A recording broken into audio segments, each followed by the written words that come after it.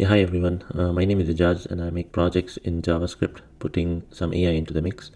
Today I'll show how I built a project to restore old and slightly blurry images using GFPGAN. It's a face restoration AI model which is hosted in multiple websites, and we have endpoints available to access that model. I'll go over the demo of the app that I built and then we'll go over the code. So over here you can see this is the app that is I have built for today's video. The name of the app is Retro Revamp, where we can upload an image.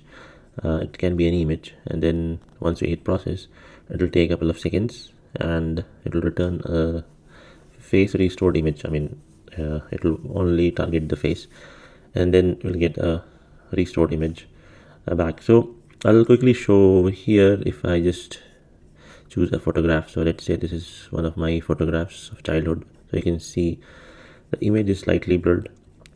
And yeah, now if I just click on process, so I have sent this image to the GFPGAN model. It is hosted in replicate.com. So it takes a few seconds, and now you can see that only the face part, it recognized the face and it has restored it, and the rest of the image is, I think, as it is. Nothing much of a difference. So in this project you can even download the image. So once you click on download, the image is available. So now let's see how I build this project. So if I go to replicate.com, so in this website the GFPGAN model is hosted. The GFPGAN model is hosted in, I think, Hugging Face as well. Now because it is hosted, so this website provides us endpoints or APIs to connect to that model, and in order to connect we have to authenticate, and for that it provides us API tokens. So once we sign into this website, you can go in this menu and click on API tokens. It will provide you with the API tokens that we can use to hit the APIs. Now the model that we will be using is GFPGAN, and so we can search, or we can click on explore, and we can type in this model, and we can reach to this page. If you're interested in looking at the GitHub page, so you can just click on this, and over here you can see this is their GitHub page, and it is actually a face restoration model. Now to access from the JavaScript environment, we can also access from Python and curl and everything. So one way is to install the replicate package, and it will provide us, it has given us this code, small piece of code. And the thing is, once we whenever we hit this API with the image or whatever request we are sending, it is called creating a prediction. And normally AI models take some time to process our request. Sometimes it's fast, but most of the times, depending upon the hardware, the response can be slow. So how this API works over here is that whenever we make a request, like for our image restoration, let's say that when we make a request, the request goes to replicate and it creates a prediction. Now whenever it creates a prediction, it does not return the new image right away, because it takes time. So what it does is, one way is that it basically returns an ID of the request, and the other way is that we can set up a webhook, so that whenever webhooks are used when we have multiple events that we are expecting from some other service that we are using, and so that service will keep on sending the events in our whatever API that we provide.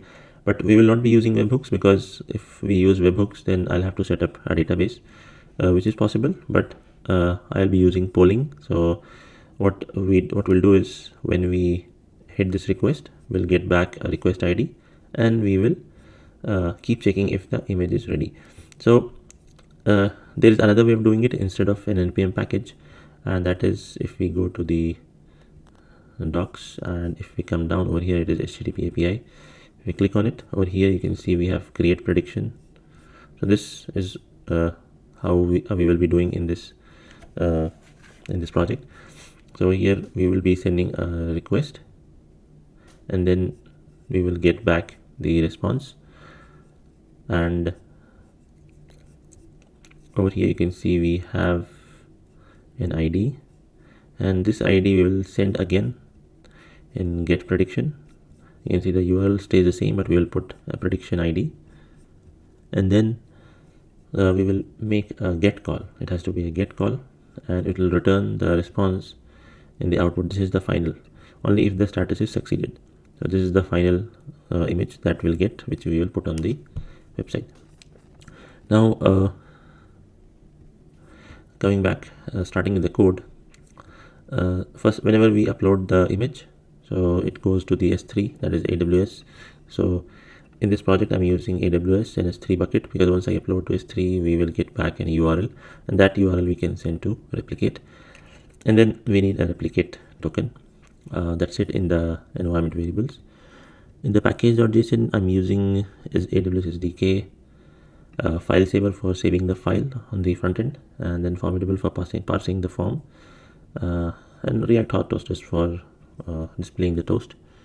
Then I've created one file for S3 services where I'm configuring the S3, where we have key ID and access key, then the region, whatever region you have. Then to upload the file we need, I've written this upload function, s3.upload, and we will be giving this parameter. Now this is the main request handler in the API route, because this we are building in NextJS. So if I come down in the handler, so this is the request that we'll receive. So if it's a post call, so we are just parsing the form, and then we are extracting the file, and then we are passing that file to, it's a file object basically, so we are passing that file object to S3 upload, and then we get a response from S3 which has data.location as the URL. Now we pass that in create prediction function that I have written. So let's see what's there in the create prediction. So you can see the URL that I have passed, and this is exactly the same that we just saw. We are making a post call using fetch, and over here with json.stringify we have to give a version number, and this is how the request should go: version number, and then the input should have the image URL. Now we can't send multiple images, but if you go to the GitHub page, so they have that feature of giving a complete folder, but in the API I did not see any documentation where it says we can send multiple images. So but yeah, the version is there, so maybe I can quickly show you. If we go to,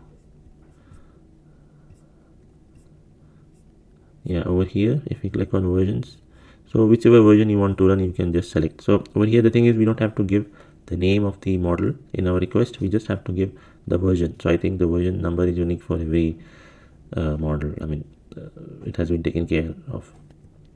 So we just have to give the version number, and then the image URL, and then in the headers we have to give the authorization as a token, and then the replicate token, and it will return us a response, and it will have an ID which we call it as prediction ID. So that is what we will be sending back to the front end.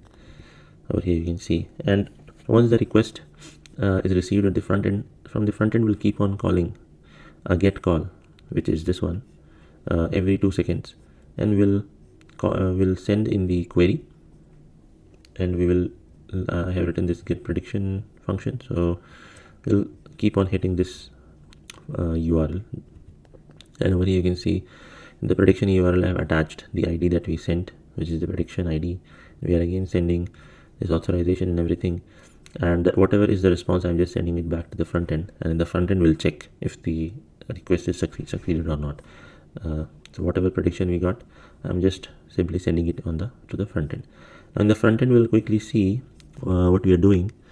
So this is the, I'll go to the HTML part here. So over here you can see it's just the title. We have a header which has basically the name of the application, that is retro, revamp and everything.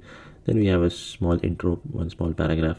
Then we have this file upload component from where I'm uploading the file, and then one image box we need for showing the file that we want to process, the original image. The other image is for the restored image, which are actually side by side. Now from the file upload, once we upload the file, so the file goes to, you can see I'm just checking if the image, if it is an image, then it will just send. And then whenever we upload the file, so the file goes to API process endpoint with the post method, and form data we have attached the file object, and we just send it. And whatever response we get, I have created one prediction ID state in the main file, that is the index file. So I'm just setting the response.id in there. So once we have the response.id, like over here you can see the prediction. So once we have the response.id, this use effect code will kick in, and over here you can see over here I'm making a get prediction method, which is just an HTTP get call. And once we get the response, I'm just checking if the response is succeeded. If it is succeeded, then I clear the interval, because every 2 seconds I'm making this get prediction call. And if it is not succeeded, then definitely the interval is not cleared. So again, after 2 seconds, this get prediction method is being called, function is going to be called.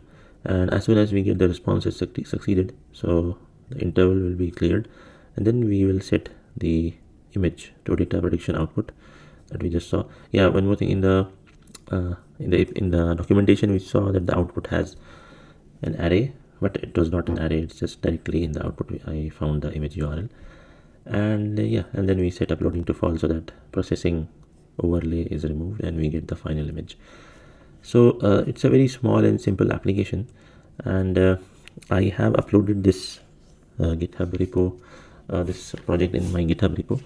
So if you like the project, if you like this video, you can like this video, and if you want to stay up to date with more such content, you may hit the subscribe button. And I have shared the GitHub URL in the description, so if you are interested, you can take a look.